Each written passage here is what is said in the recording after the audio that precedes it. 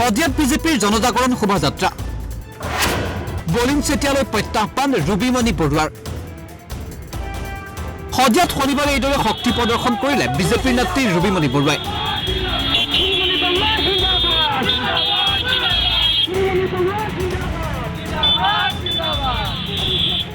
এসময়ৰ শদিয়াৰ বিধায়িকা তৰুলতা বৰাৰ কন্যা ৰুবিমণি বৰুৱাই দেখুৱালে নিজৰ শক্তি বিধায়ক বলিন চেতিয়াৰ বিপৰীতে শদিয়াত এইবাৰ নিৰ্বাচনৰ বাবে প্ৰাৰ্থিত্বৰ বল দাবীদাৰ হিচাপে পৰিগণিত হৈছে এগৰাকী ৰুবিমণি বৰুৱা আৰু ৰুবিমণি বৰুৱাৰ নেতৃত্বতে শনিবাৰে বিশাল জনজাগৰণ শোভাযাত্ৰাত অংশ ল'লে শদিয়াৰ অগণন লোকে বলিন চেতিয়াক লৈ অসন্তুষ্ট বহু নপুৰণি বিজেপি কৰ্মীও শোভাযাত্ৰাত অংশ লৈ সমৰ্থন জনালে ৰুবিমণি বৰুৱাক আমাৰ এতিয়া নতুনকৈ এজনী প্ৰাৰ্থী লাগে শদিয়া সমষ্টিত আমি আমাৰ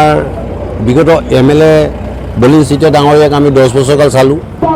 নকৰিলে বুলি আমি সেইখিনি বিচাৰিছোঁ যে আমি এজনী আমাৰ ৰুবিমণি বৰুৱাক আমি ছাপোৰ্ট কৰিছোঁ আৰু ৰুবিমণি বৰুৱাক আমি 5 বছৰকাল চাওঁ এই বাইদেউজনী আমাৰ কেনেকৈ কাম কৰে উন্নয়ন কাম কাজ সেই সম্পৰ্কে মই বিচাৰিছোঁ যে আমাৰ এই শদিয়া সমষ্টিত আমি নতুনকৈ এজনী কেণ্ডিডেট বিচাৰিছোঁ